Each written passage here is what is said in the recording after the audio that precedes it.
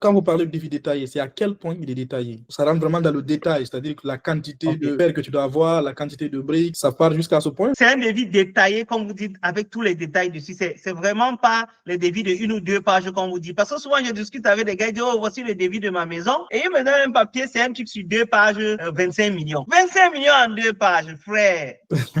Ou bien ces gens, on les voit tous les jours sur Internet. Je veux faire le gros œuvre de votre R+1 à 10 millions. Seulement un puits coûte combien? Une fosse septique coûte combien? Ce sont des chantiers que vous allez voir, il y aura toujours des imprévus. Après, dès que tu le contentes en inbox pour réaliser le gros œuvre, il dit non, la fosse septique ne faisait pas partie. Le puits ne faisait pas partie. Un tas de choses. Après, quand vous mettez tout ça, vous vous retrouvez à 20 millions. Par exemple, si tu dois faire un R+5, est-ce que tu as un devis par palier? C'est-à-dire que je sais, pour faire mon rez-de-chaussée, j'aurais besoin de telle somme d'argent. Si j'ai envie d'augmenter mon R+1, j'aurais besoin de cette partie. Est-ce que c'est un devis comme ça? C'est un devis en phase pour la plupart du temps. On sait que surtout en Afrique, les clients n'ont pas toujours toute la somme. Personne n'attend à avoir tout l'argent. Généralement, les gens se débrouillent. Donc, il faut être prêt à accompagner les clients avec ça. On va par exemple partager 1 ou 2 devis et on pourra voir. Par exemple, celui-ci, c'était tout simplement une villa basse, juste pour vous montrer les détails des devis. Donc ça, c'est l'exemple d'un devis en fait d'une villa basse. Voilà, d'un devis, par exemple, d'une villa basse, d'une simple villa basse qui est en construction même actuellement d'ailleurs en Colbison, à Yaoundé. Vous voyez qu'on a un devis quantitatif estimatif, donc on travaille, on met les détails, il y a tout ce qui est préliminaire. Avant même de commencer le chantier, il faut prévoir les espaces, les bureaux du chantier, ou bien on va garder les pièces, les coûts estimatifs, les prix unitaires, les prix totaux, les quantités. Comme je dis, ça c'est un travail qu'on fait avec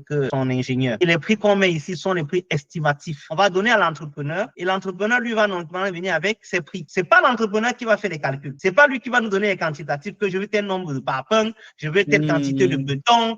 Non, c'est pas à lui de le faire. Parce qu'une fois qu'il le fait, c'est fini. Il peut nous dire, je veux 1000 parpaings, pourtant on avait besoin de 800. Il peut vous dire, je veux 50 mètres carrés de carreaux, pourtant on avait besoin de 30.